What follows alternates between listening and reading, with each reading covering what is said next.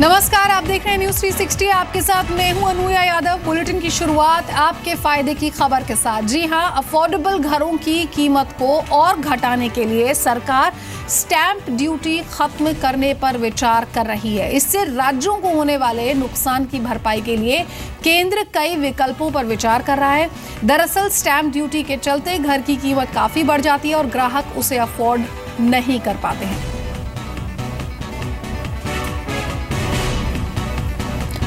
तो ज्यादा इनकम वालों पर ज्यादा ड्यूटी, कम इनकम वालों पर कम ड्यूटी। अफोर्डेबल हाउसिंग के तहत केंद्र आर्थिक मदद भी यहां पर राज्यों को बढ़ाएगा। खरीदार की इनकम के आधार पर ड्यूटी तय करने पर यहां पर विचार हो रहा है। सूत्रों के हवाले से खबर आ रही है, यानी कि जितनी आपकी इनकम है आप उसी हिसाब से अपनी स्टैंप ड्यूटी जो है वो उसे यहां पर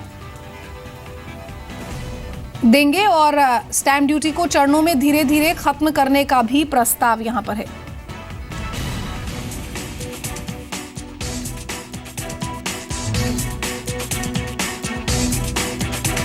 We have taken up with the state government to rationalize the stamp duty.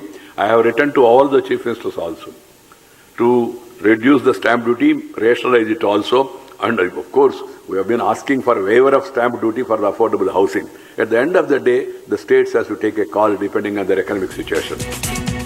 केंद्र सरकार ने अफोर्डेबल घरों की कीमत कम करने के मकसद से स्टैंप ड्यूटी को खत्म करने की पहल तो कर दी है, लेकिन इस राह में मुश्किलें कम नहीं है। इस फैसले से राज्यों को रेवेन्यू का नुकसान न हो, इसके लिए केंद्र सरकार कई इंसेंटिव्स देने की योजना पर काम कर रही है। सूत्रों के मुताबिक अफोर्डेबल हाउसिंग के लिए राज्यों की ओर से आने वाले प्रस्तावों में केंद्र सरकार अपनी आर्थिक मदद बढ़ा सकती है।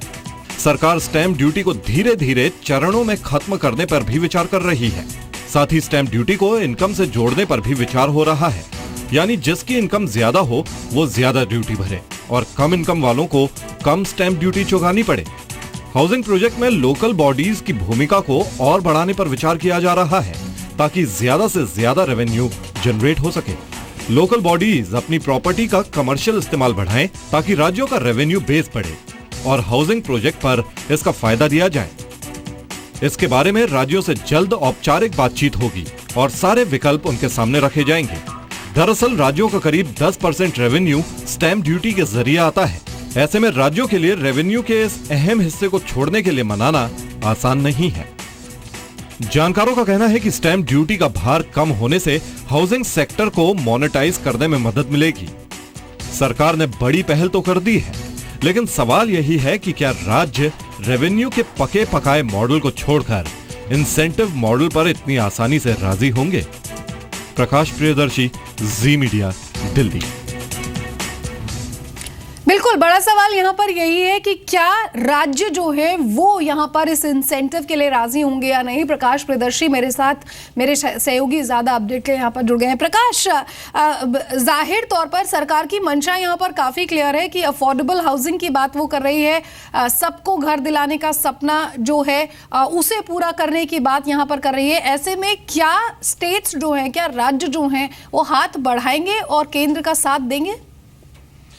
देखिए, सरकार को भी इस बात का एहसास है कि ये काफ़ी चुनौतीपूर्ण काम होगा और राज्यों को एक बोर्ड पे लाना काफ़ी मुश्किल काम होगा, क्योंकि ऐसे में जब कम से कम 10% का जो रेवेन्यू है वो स्टैंप ड्यूटी से जुटा रही हैं राज्य सरकारें, तो उनको मना पाना मुश्किल है। लेकिन क्योंकि राज्य सरकार ने इसके बारे में पहल शुरू कर दी है और कई तरह के ऐसे मॉडल पर विचार किया जा रहा है ताकि राज्यों के जो रेवेन्यू लॉस होंगे उसकी भरपाई की जाए, और कई तरह के ऐसे मॉडल पर विचार किया जा रहा है ताकि राज्य आने वाले टाइम में अभी जितना स्टैंप ड्यूटी वो अर्न कर रही है, स्टैंप ड्यूटी के रूप में जो रेवेन्यू अर्न कर रही है, उससे ज़्यादा उनकी कमाई हो सकती है।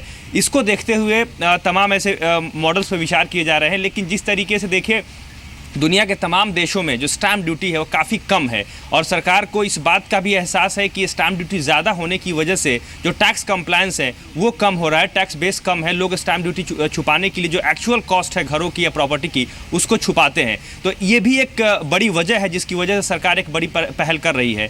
इन तमाम मुद्दों को लेकर राज्य सरकारों को चिट्ठी लिख दी गई है।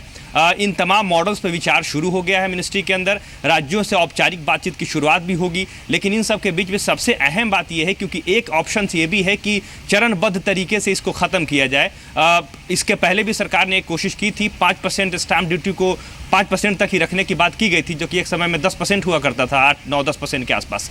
लेकिन कई राज्यों ने 5% लागू तो किए, लेकिन सेस के तौर पे 2% एक्स्ट्रा सेस लगा दिया। तो एक्चुअल कॉस्ट जो है स्टैंप ड्यूटी का वो 7%, 8% फिर से हो गया, जो कि पहले हुआ करती थी। तो ये तमाम ऐसी चीजें हैं जिसको सरकार देख रही है। अगर इसको चरणबद्ध तरीके से भी कम किया जाए तो इसको फिक्स किया जाए, और किसी भी तरीके से राज्य सरकार इसको न बढ़ाए, उसको लेकर तमाम तरह के असिस्टेंस देने की बात की जा रही है। लेकिन इन सब के बीच में सबसे अहम बात यह है कि क्या राज्य सरकारें इतनी आसानी से एक बोर्ड पे आ जाएंगी, और क्या केंद्र के आसान नहीं होगा डेफिनेटली केंद्र सरकार के लिए। बहुत बहुत शुक्रिया प्रकाश प्रियदर्शी, तमाम अपडेट को हम तक पहुंचाने के लिए। वित्त मंत्री ने रियल एस्टेट के कामकाज के तरीके पर सवाल खड़े किए हैं, और अरुण जेटली ने यह भी कहा कि आईटी कंपनियों के लिए कैश में कारोबार करना संभव नहीं है, लेकिन रियल एस्टेट कंपनियां कैश में ही कारोबार करती रही हैं। अब सवाल ये उठता है कि उन्हें ये आजादी क्यों मिलनी चाहिए? Which used to conventionally generate more cash. And there are some businesses, the IT industry, the manufacturing industry, where it is extremely difficult. And if you generate cash, your balance sheets will get completely skewed up, and your liabilities are going to go up. It's extremely difficult. And therefore, we have to understand that the constituency of donors will also find it extremely difficult to generate cash in those industries. And even areas like real estate, which is always in these cases the favorite whipping boy, today they are in a stress themselves, and therefore to expect them not being able to sell their real estate on one hand and to generate unlawful cash on the other hand, it's a double whammy for them.